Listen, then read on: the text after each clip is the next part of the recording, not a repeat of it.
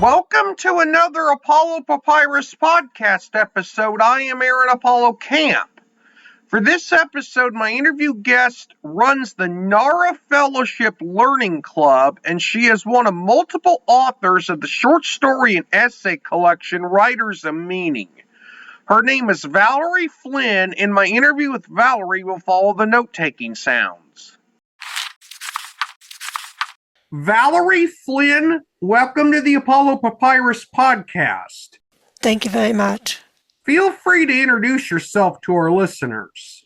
I'm, I'm an author, a podcaster, and a learner, and I also am a caregiver. And I used to work in media production for 30 plus years with my dad and my brother years ago. We did film, video, and audio. We did a radio show for 9 years. When my father passed away, we ended up circling the wagons and hunkering down and taking care of my mom, who had some health issues. And I took a hiatus from media production for about 10 plus years. And then I got the opportunity to write with my writers group on the book that we released back in August 2024. And that kind of got me back into showbiz a little bit. And we can talk about the book a little bit later if you wish. It's called Writers of Meaning, an anthology on community. And and that started me to launch 2 podcasts. One to promote the book, which was called Writers of Meaning. And then the other one was a personal project called Nara Fellowship, which is my learning journey of talking with other learners. And much like how you talk with writers and people in the literary world, I like to talk with other learners and find out more about them as people, and also ask them questions about their learning journey and also their, how they like to learn and all that kind of stuff. So that's a little bit about myself. As you mentioned, your father, who is George Flynn, he was an actor, writer, director, and you worked with your dad in media production before he passed away in 2011. Yes. And I think some of his work was with Turner Entertainment and Hanna-Barbera Productions. But what was it like to work with your father in media production? It was really cool. My brother and I have vision and hearing handicaps, so we worked in media production. My brother's the smart one of the family. He was an actor. He was a video editor, graphic artist, and audio engineer. And he working with my dad he was a great mentor. He really loved people. He was a very generous heart, very gentle person, but very strong. And he just loved people. And so I learned a lot about life and also media production from my dad. He also had a passion for teaching.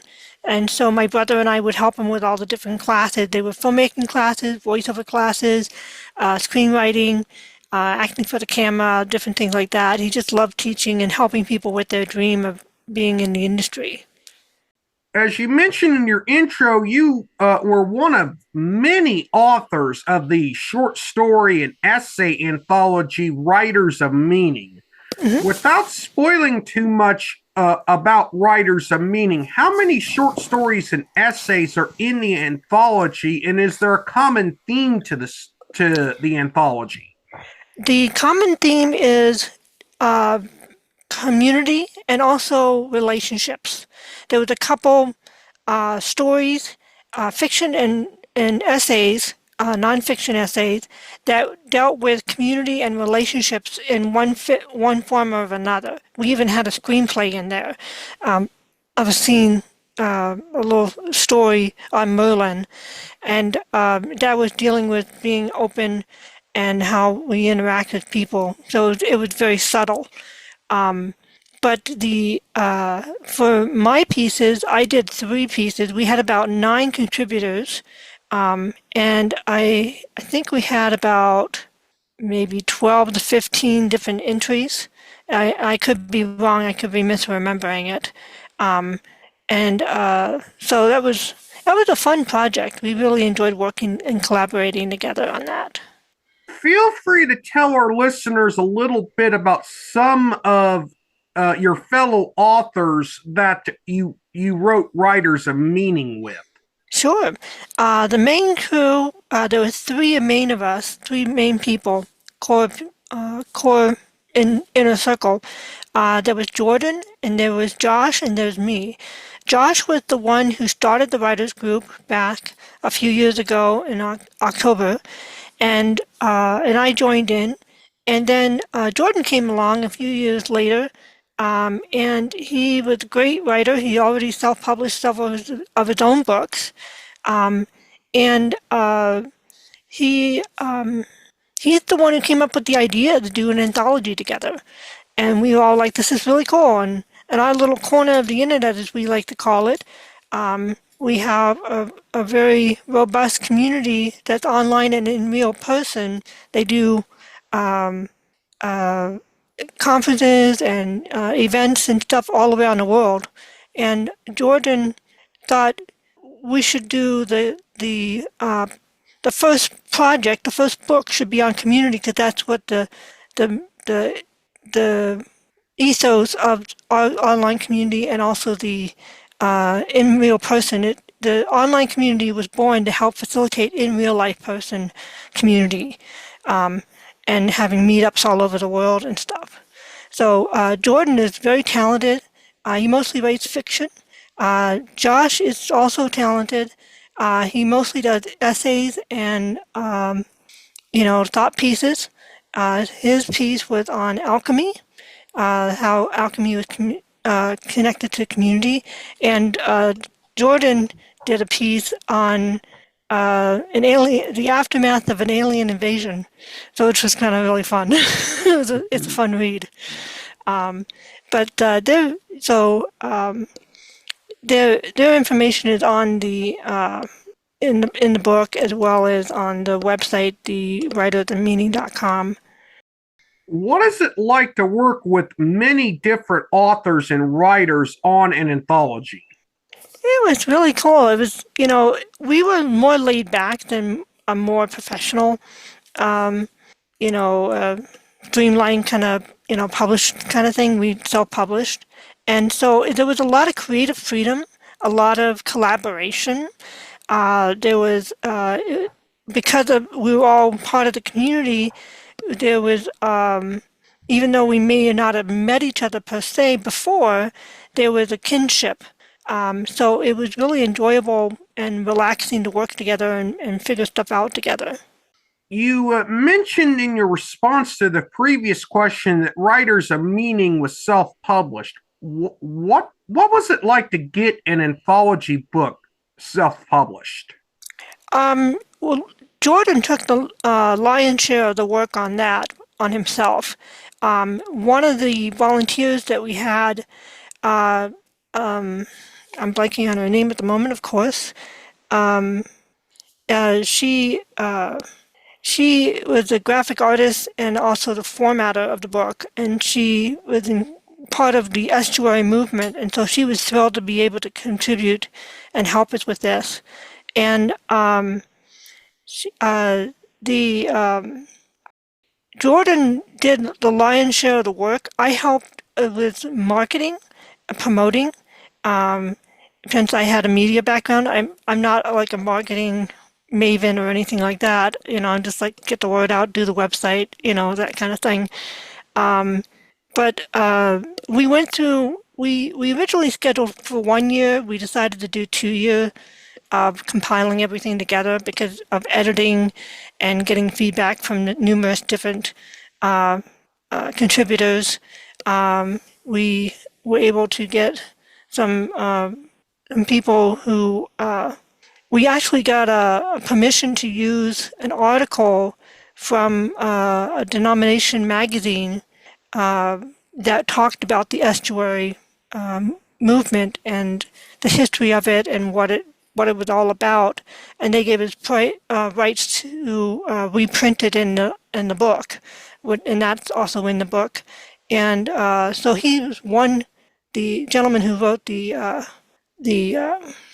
piece and I'm blanking on his name. Of course, I'm blanking on everybody's name right when I'm on a podcast. But let me see here. I'll look it up in the book real quick. So, um, look in the back here for people's bios.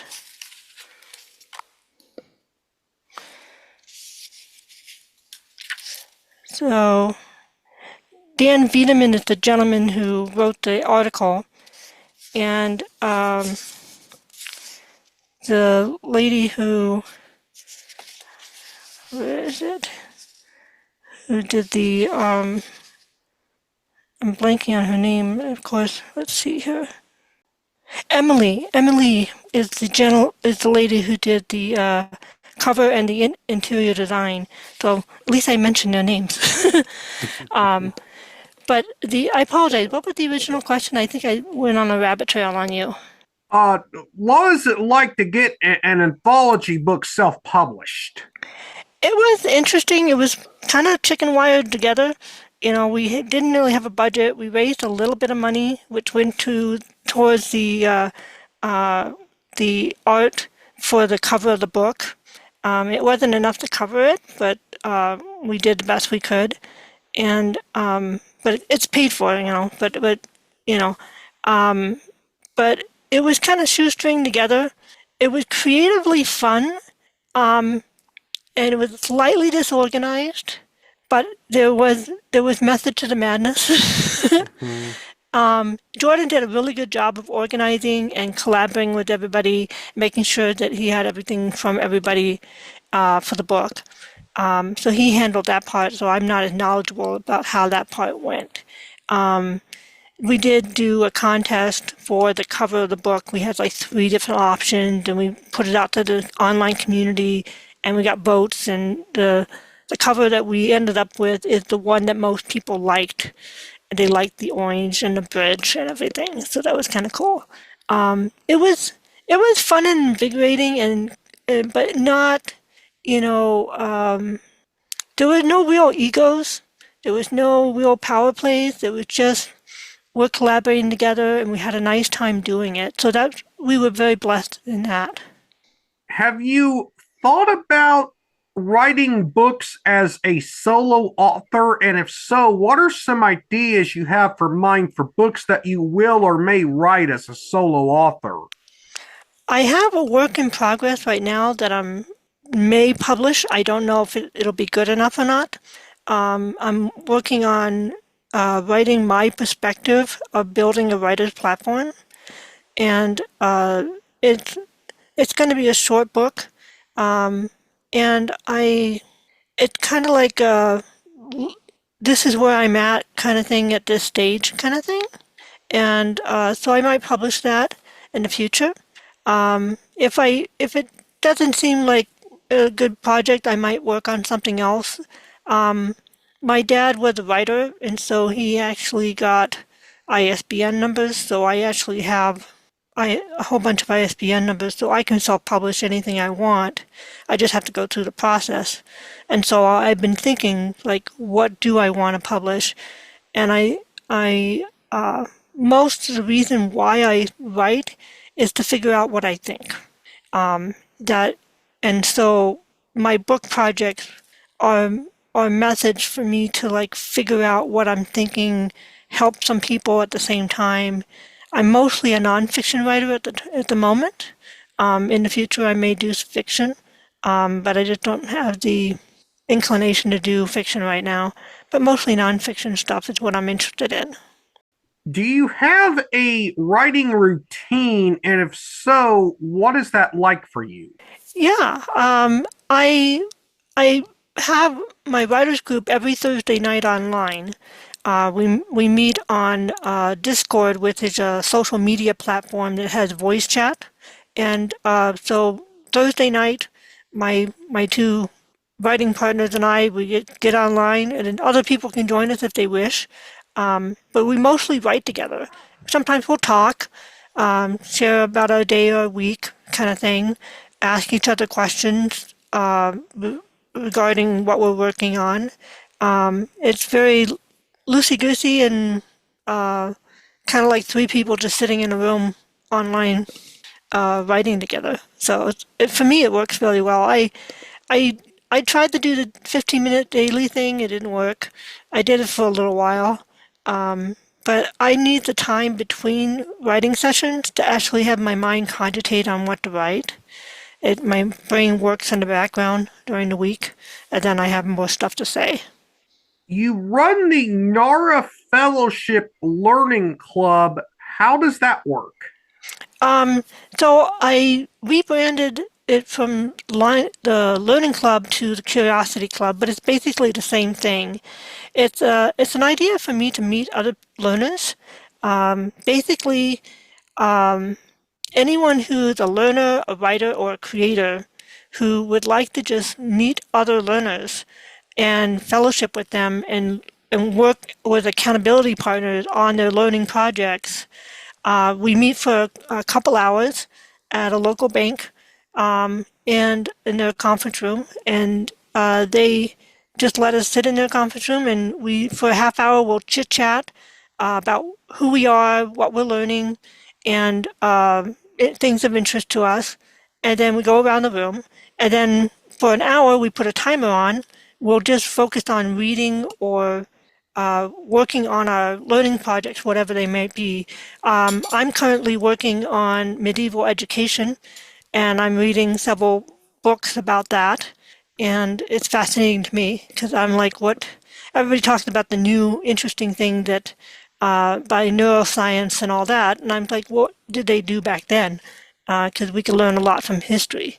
And so, and then the last half hour after the timer is done is we kind of review it, and it's a very refreshing, um, non non intense uh, social time together, and it's very it's heartening and relaxing at the same time, and just having fellowship with other learners, writers, and creators.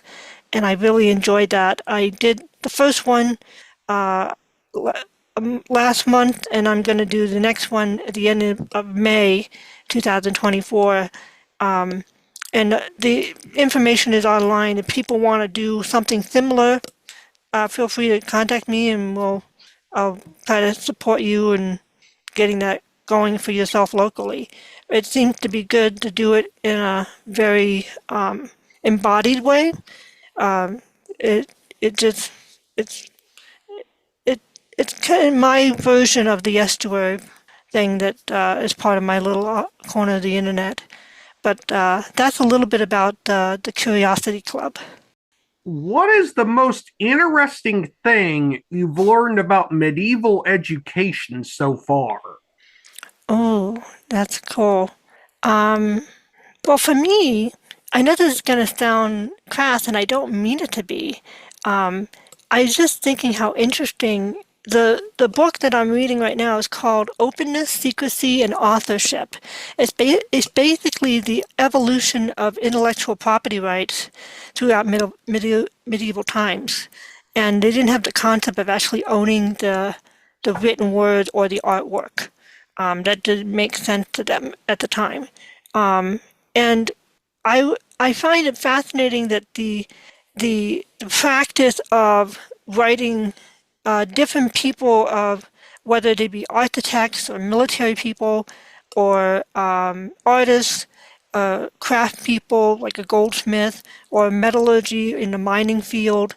Um, they would write books for the lords and ladies and queens and dukes and so forth and dedicate it to them. And they would um, they would write books or treatises on this, and then it would get published, and then it would before the printing press it would be handwritten and given a single copy to somebody, or other copies were made and it was distributed. But mostly the advent of the printing press enabled not only for the duke and the patron to receive the book that was dedicated to them. um, they were mass produced, like books on fortifications for castles and stuff to protect people from not dying. Um, and what was interesting is those people would end up getting positions of power and authority. Like the metallurgy guy ended up being put in charge of the mines of some Duke.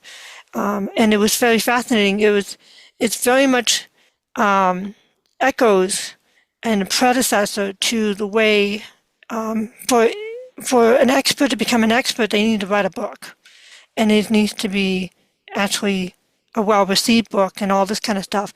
And so the predecessors to how an expert becomes an expert in our culture was in the Middle Ages. And so I find it fascinating that the elements of marketing and self-promotion and reputation building and building honor was all in the Middle Ages, and these people writing books and theses and being commissioned to do artwork or architecture or engineering of some sort. It was very prolific at that time period, especially in the 13, 14, 1500s. So it's very fascinating to me. And that's the takeaway that I've been getting from the book. But yeah, that's one of them. There's a couple other things about, like, people were very secretive about their knowledge, and some people were very open, like very much how we have open source software. That concept of openness and secrecy from the Middle Ages as well, in engineering and all sorts of crafts, glass making and so forth. So it's fascinating. One final question. You host a couple of podcasts, and they serve as companions to the Nara Fellowship and Writers of Meaning, respectively. Mm-hmm. What can listeners expect from a typical episode of each of your podcasts? The Writers of Meaning just has information and interviews with several of the contributors. Some of the contributors were camera shy, and so I wasn't able to interview them, but others, like Emily and Dan Wiedemann and some of the core group, I was able to interview. I have information about the Writers of Meaning during the progress of the launch of the publication of the book. That one's kind of on hiatus at the moment. I'm probably going to do a couple more information videos on that. It's a YouTube channel podcast, and the Nara Fellowship, it has some monologues from me, somewhere between 3 to 10 minutes or so, to interviews with other learners.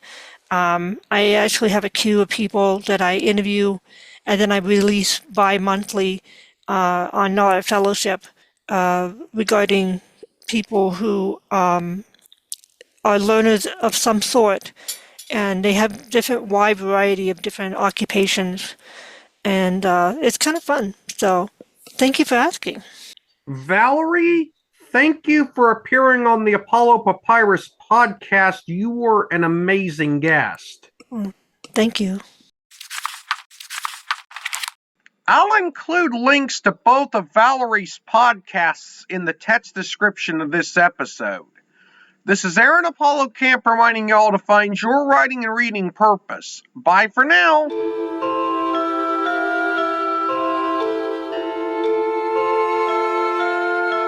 Copyright 2025, Aaron Apollo Camp, all rights reserved. This podcast episode is intended for the private listening of our audience. Any reuse or retransmission of this podcast episode without the express written consent of the podcast host is prohibited except under fair use guidelines. Royalty-free music and sound effects obtained from https://www.zapsplat.com.